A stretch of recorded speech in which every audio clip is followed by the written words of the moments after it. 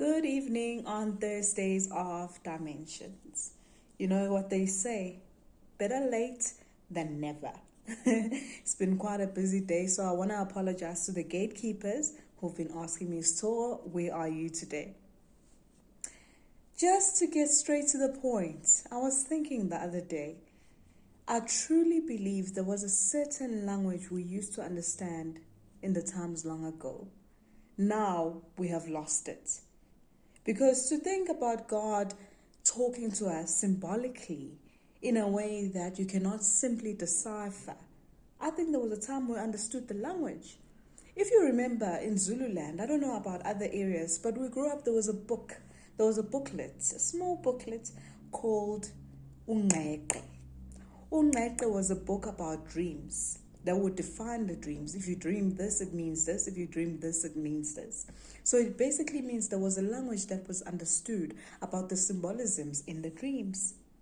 So I was laughing at myself the other day, last week, because I met up with a friend of mine and I just saw how symbolical God gets. But at least this one, I understood the language. So anyway, about 2 or 3 weeks back, I had a dream about a friend I usually chill with, that he had gained lots of weight and his skin was very light. His tone is dark. So I dreamt of him very light and very big. So even in the dream, I looked at him and I said, this is not right. Something is not right here. And it didn't sit well with me, because now I already understand that if I dream of somebody who's not big, being big in the dream, it talks about death. Yeah, talks about death, for me at least. Remember what I told you, you have to understand your language. I'm already understanding mine to a certain extent. So when I woke up with that dream, I tried to brush it off and I said, Lord, just protect my friends. Protect my friends. I just prayed for covering. I went on for some time not seeing those friends of mine. And then last week I met up with one of them. And we were chatting about him. And then he said, let's call him Henry. Says, Henry has been in hospital for 2 weeks and it was so bad, he almost died. And I had a shock of my life. I said, what? Henry was not okay? And I also relayed to him the dream that I actually dreamt about him being big and light-skinned. And for me, that didn't sit well at all. And immediately I contacted him and I said, you know what?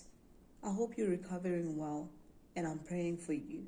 And he relayed the story that it wasn't promising at all. He almost passed away. So it goes back to that thing. I'm really thinking hard now that we have to really learn this language again. If people could write books, as that book I'm telling you, that booklet called Ungqeqe, I hope I'm saying it right, Ungqeqe, talking about what dreams actually mean. It means there was a certain language that needed to be understood. So somewhere, somehow, our dreams, the meaning would be the same if we dream of a certain thing. But somewhere, somehow, the language between you and God has to be defined. So that is another encounter, just to go to show that he's very symbolical.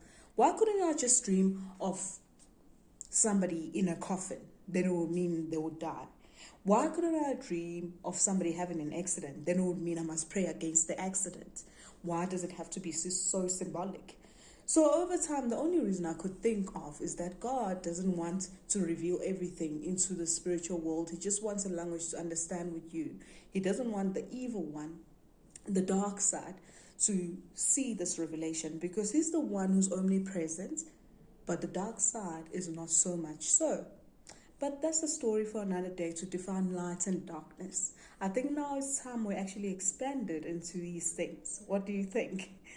Guys, anyway, we're sitting on 4 minutes. I'm not going to carry on. Let me go and have my supper.